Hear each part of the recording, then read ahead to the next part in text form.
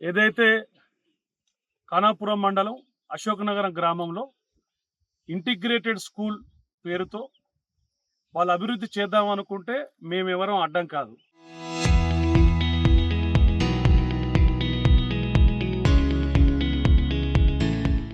కానీ అభివృద్ధి పేరుతో ఈనాడు దేవాలయాల జోలికొచ్చి ఇక్కడ ఉన్న సుమారు 800 సంవత్సరాల క్రితం నాటి ప్రతాపరుద్రుడు కట్టించిన శివాలయాన్ని కాంట్రాక్టర్ కూల్చివేయడం, మరి ఈ కాంట్రాక్టర్ ఎవరు, కాంగ్రెస్ పార్టీ అధికార నాయకుడా, మరి ఎవరని చెప్పి ఇంకా డీటెయిల్స్ అన్ని తీసుకోవడం జరుగుతుంది. ఇక్కడ 800 సంవత్సరాల పురాతన నాటి ఆలయాన్ని, శివాలయాన్ని కూల్చేసి అది ఇక్కడ ఇదే స్కూల్ డెవలప్మెంట్ ఇక్కడ చేయాల్సిన అవసరం ఏముంది? పక్కన ల్యాండ్ ఉంది. శివాలయం జోలికొచ్చి, గుళ్ళ జోలికొచ్చి కాంగ్రెస్ పార్టీ నాయకులు మరి ఏం చేద్దాం అనుకుంటారు? మరి హిందూ ధర్మాన్ని గురించి ఏం చేద్దాం అనుకుంటారో ఇట్లా కక్షపూరితమైన వ్యవహారం చేయడం కాంగ్రెస్ పార్టీ నాయకులకు ఎంతవరకు సబబు? మరి దీన్ని పురావస్తు శాఖ కావచ్చు, దేవాదాయ శాఖ కావచ్చు, మరి ఈ శాఖలకు సంబంధించిన అధికారులు కావచ్చు, ఆ శాఖలకు సంబంధించిన మంత్రులు కావచ్చు, కళ్ళు కనబడతలేవా మీకు?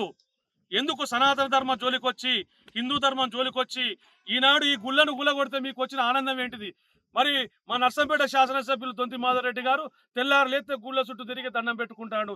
మరి మాధవరెడ్డి గారు, మీరు మీ కాంట్రాక్టర్, మీ ఇక్కడ ఏ కాంట్రాక్టర్కి అయితే మీరు ఇది వర్క్ అలాట్మెంట్ చేసిండ్రో, ఏ కాంట్రాక్టర్ ఈ గుడి గుల్లగొట్టిండో వెంటనే ఈ గుడిని పునర్నిర్మించాలని చెప్పి భారతీయ జనతా పార్టీ తరపు నుంచి ఒక హిందూ బిడ్డగా నేను ఇక్కడ ఈ అశోకనగరం గ్రామం నుంచి డిమాండ్ చేస్తున్నాను.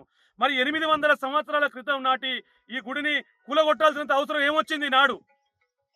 మీరు పక్కన జాగాలు ఉన్నాయి కదా, అటుపక్కన జాగా ఉన్నది కదా, ఈ గుడిని కూలగొట్టాల్సినంత అవసరం ఏమొచ్చింది?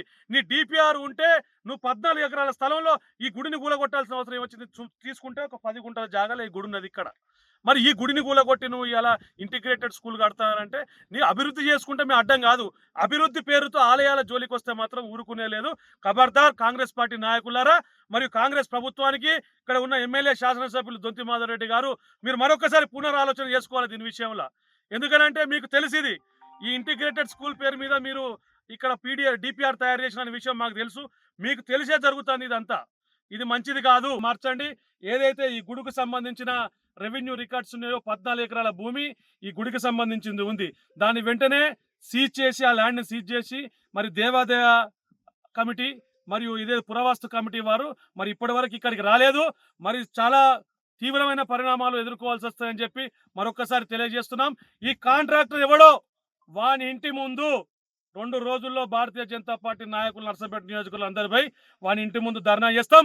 ఆ కాంట్రాక్టర్ ఎవడో వాడిని తీసుకొచ్చి గుడి కట్టించేదాకా నిద్రపోయేది లేదని చెప్పి ఈ సందర్భంగా తెలియజేస్తాను. నువ్వు డెవలప్మెంట్ పేరు మీద నువ్వు ఇక్కడ ఈ శివాలయాన్ని తీసుకొచ్చి నువ్వు మళ్ళీ ఇవాళ కొత్తగా వాయిస్ పుట్టించి ఇది ద్వారం మాత్రమే అంటే నువ్వు గుడికి జోలికి ఎందుకు రావాలి? గుడికి సంబంధించిన ఇవన్నీ కనబడతలేవా? కళ్ళు కనబడతలేవా? ఇక్కడ వచ్చి చూసే నాయకులకు కానీ, వచ్చి చూసే అధికారులకు కానీ కళ్ళు కనబడతలేవా? ఇళ్ళని ఎందుకు వెళ్ళిపోయా? హిందూ ధర్మంకి సంబంధించిన ఆలయాలను ఎందుకు వెళ్ళిపెట్టాలి?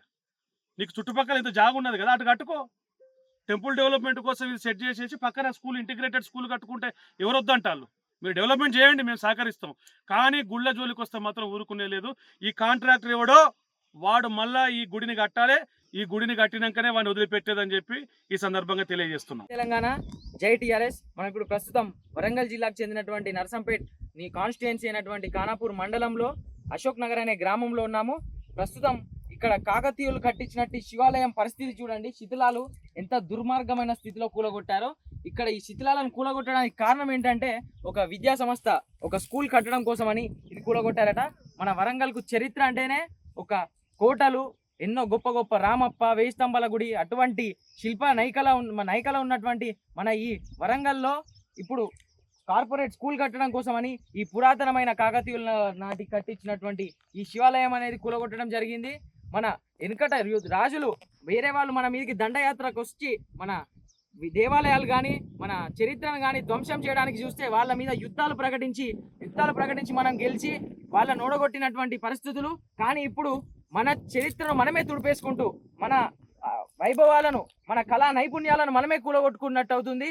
కాబట్టి ప్రస్తుతం దీన్ని ఖచ్చితంగా చర్య తీసుకోవాలి. మన దేవాదాయ శాఖ మంత్రి కొండ సురేఖ గారు కూడా ఈ ఒక్కసారి అర్థం చేసుకోవాలి.